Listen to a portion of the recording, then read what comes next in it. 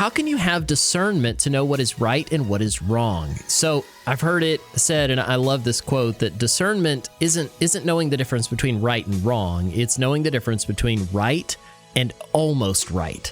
Because it's usually we can tell pretty quickly if you know the word even slightly.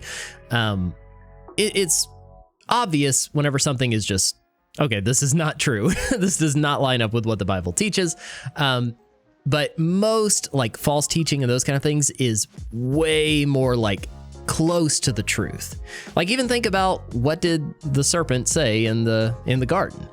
The things that he said were in a way technically true, but they were completely deceptive.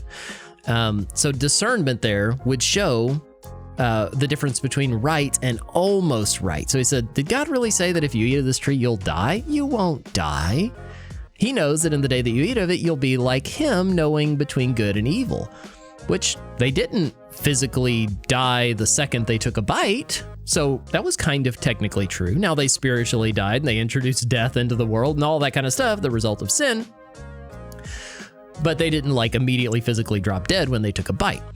Also, their eyes were opened and they knew the difference between good and evil. So it was like kind of technically true, and that's what the enemy does, and that's what false teachers do, and that's what the world does. They corrupt the truth. They take the truth and twist it just enough to where, like, imagine like a laser, okay? So you got a laser, right?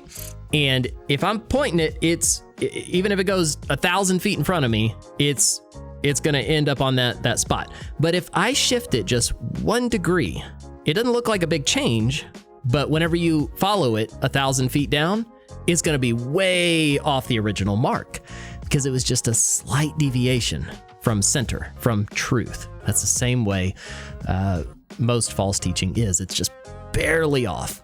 And if you continue following down it, then you look back and you're like, where am I? This does not line up with scripture at all.